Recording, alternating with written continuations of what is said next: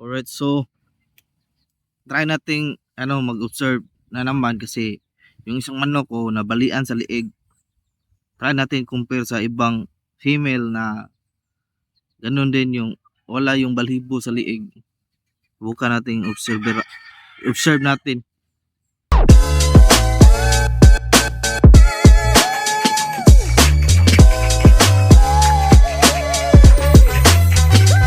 Bali yung buto ng manok sa liig niya, nabali. Oh, wala na, takan pa yun. Nabali yung buto ng kaniyang liig.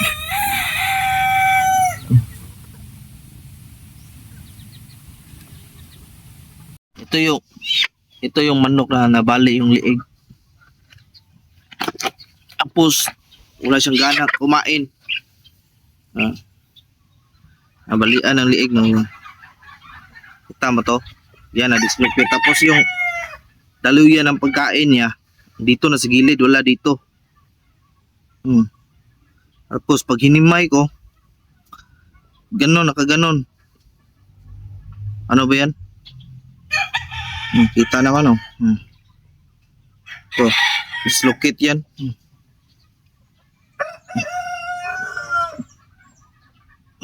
Ayaw kumain.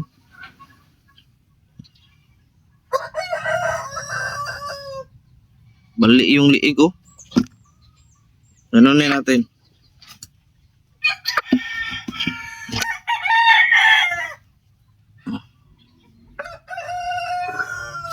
Yan.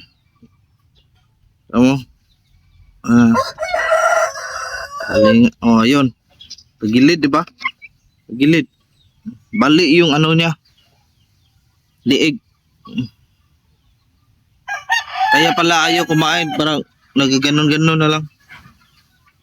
Bali yung liig oh. Paano to? May humahilot ba ng manok?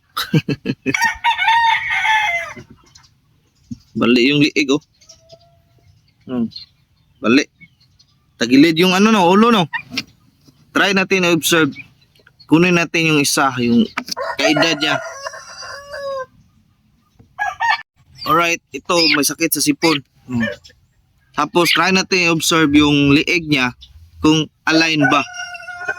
Design ba ng Melson's block kasi para ayaw kasi kumain.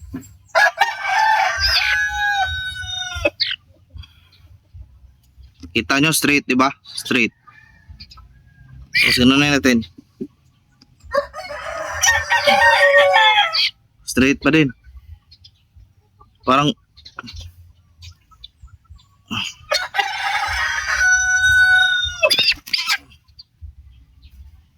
maliko to kasi maliksi. Hindi kasi nagkasakit.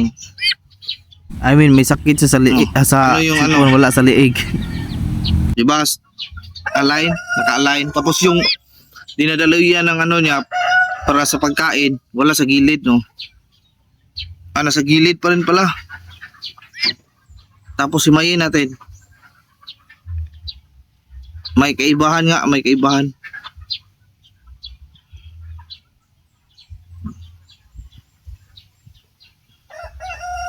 Tapos ganyan. Ay, pagkakaiba nga, bali nga yung liig ng isa. Bali, no? Bali yung liig.